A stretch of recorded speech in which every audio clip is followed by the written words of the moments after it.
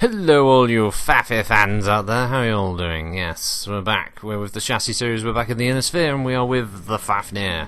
This is the variants. We've got the Fafnir 6U.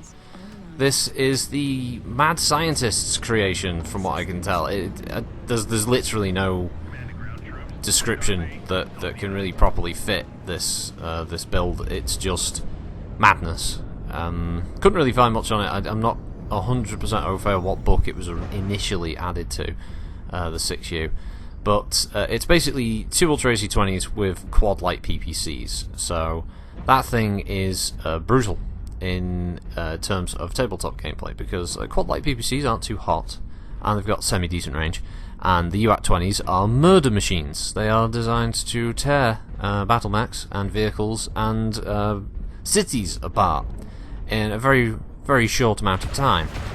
Now, in MechWarrior, because... Alright, I'm gonna ask this now. Right, MechWarrior. Is it MechWarrior Online still, even with the Solaris thing? Or is it MechWarrior Online Solaris? Or is it MechWarrior Solaris 7? Or is it MWOS 7? So is it MWOS 7 now?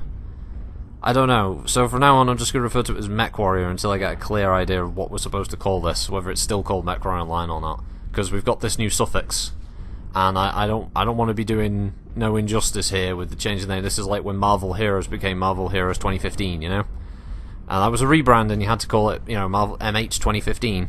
You couldn't call it like Marvel Heroes because that was referring to the old Marvel Heroes. This is before the fucking thing was shut down, which was a shame because I love that game. So, you know, I don't want to be dissing MW whatever, so it's that. But yeah, anyway, in MechWarrior, the 6U is terrible in terms of heat management. It's not built for fatting. It's built, in my opinion, for one role, which is to stick in the kind of the middle of the herd, so to speak. So when shit happens, this is the Fafnir that goes in the middle or the back of the group, because what it's supposed to do, I think, is bully people. Thanks. In MechWarrior, it works best when the fight's raging around you and you can just go, you're my target. And now I'm going to dump all of this ammunition right into your CT. And when you're dead, I'm going to be nearly overheated, but I'm not shut down, and I'm going to cool off, and then I'm going to pick one of your friends, and then I'm going to kill him, and then I'm going to pick the next one, and the next one, and the next, and that's how I think the 6U stock is supposed to be played, from what I can gather. Now, this is a long one. You'll notice by the timestamp this is a long fucking video because the match was a long one. Both teams realised very early on that, well, if this is incursion, Crimson Straight, where's it going to fight? The fight's at the saddle, because no team... The team that's on the other side of where my team is not going to send anyone through the tunnel because they're dead.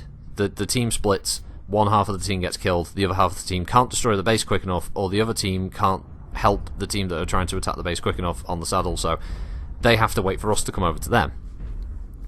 And my team have split at this point. There's like 3 fast movers that are going to go around, and what's going to happen eventually is they're going to attack the base from the far end.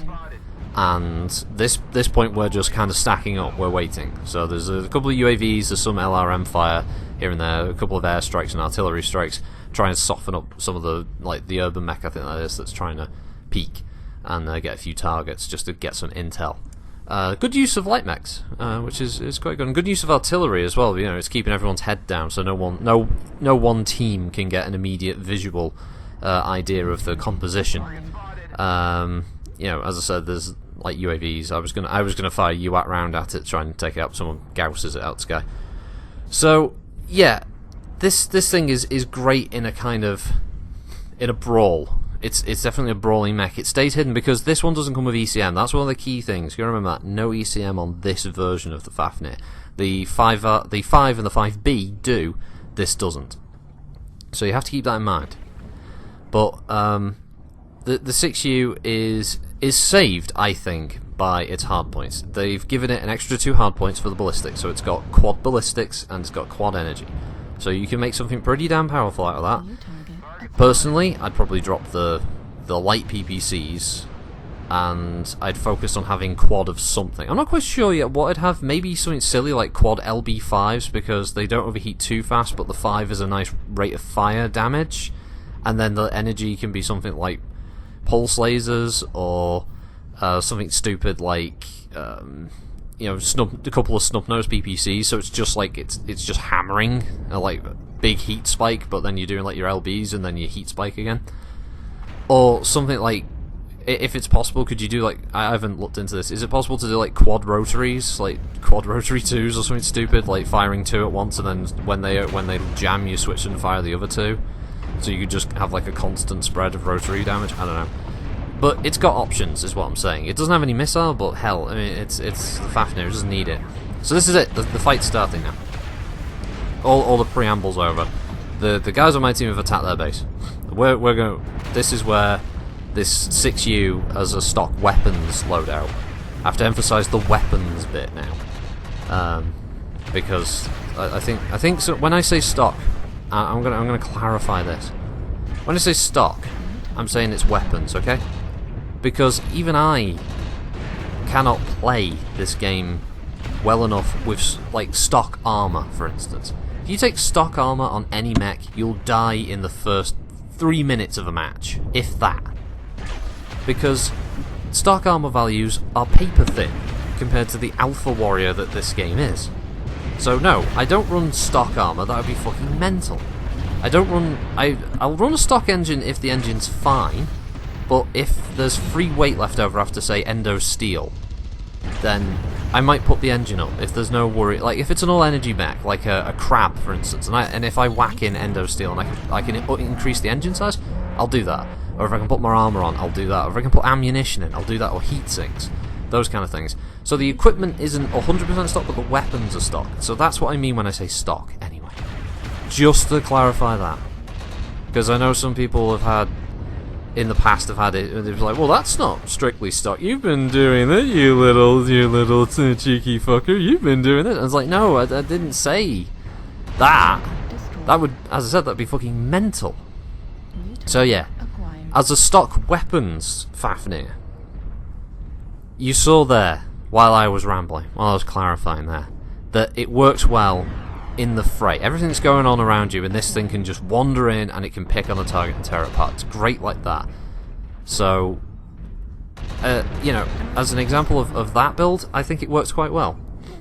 It's incredibly hot though, so I don't really think this is a build that could ever actually work regularly in MechWarrior Online. And I don't know if it's kind of overshadowed by the other two Fafnirs, because that ECM is really useful, and let's face it, the lol-worthy use of stealth armor on a Fafnir is just too funny, isn't it? It is like the opportunities it presents. But that said, if you are on the fence about pack, I believe the 6U is part of the $20 pack. Let me just double check that. I believe it is. I think all of the standard variants of it, the 5B and the 6U, the ones that are actually from the book, or in the books, yes, they are. They're the ones. So if you were on the fence at this point and it's $20 that you're an assault pilot and you want something new, this isn't a bad choice. The Fafnir is actually quite a good assault mech. It's not doing anything particularly new, but then no mech can anymore because the level of customization in the game just has robbed some mechs of that unique aspect.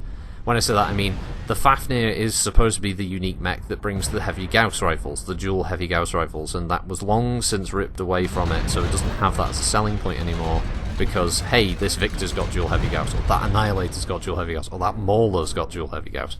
So, yeah, sadly, there's no redeeming unique aspect to it, but the Fafnir as an assault mech is quite good. It seems to have decent hitboxes. I think the CT1 might be a little bigger to compensate for the fact the side torso model is huge. So I think the side torso hitboxes have been reduced and the CT1's taken up that extra space that was left over.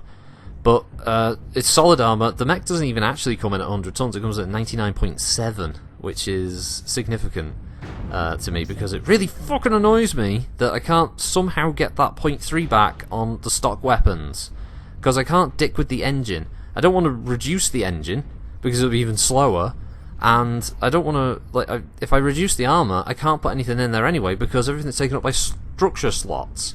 So I'm stuck. And I can't reduce the structure because it won't be able to hold the weapons. It's horrible. It works on tabletop. It actually rounds up to 100 ton on tabletop, but it doesn't in MechWarrior Online because a few of their mechs have been doing that recently, and it pisses me off. The way that their armor values work in weight, I think, is a bit strange. So, yeah, it's irritating. And it's already max armor, so I can't just, like, switch to light ferro and put in more armor. I can't. It's already max. Everything's max. It's really annoying. So, yeah, everyone was really cool in this match as well. It was refreshing to have people who weren't just typing, like, hee, GG, hee, GG, you know, at the end because, let me one, fuck you. It was people, like, saying that was a really good fight. It was a close match as well, so it was good for that reason. And yeah, it was a long one, but I thought it was a good example of this, mate. You'll see my score at the end. I was quite happy with it. I think I was over 400 damage and a few kills, so I think it highlights what it can do. Stock weapons. Imagine what it can do in a custom build. So thanks very much for watching, everybody. Don't take it too seriously. What I was saying about the stock, like my clarification on stock weapons thing. I just have to get that out there every now and then because I know some people go like, "Well, this isn't like strictly accurate." It's like, yeah, well, here's a clarification again. So yeah, have a good one all. Thanks for watching, and I'll see you next time. Bye, Skull Buttons. Bye. I'm sure the Skull Buttons are going to... Oh, fuck it.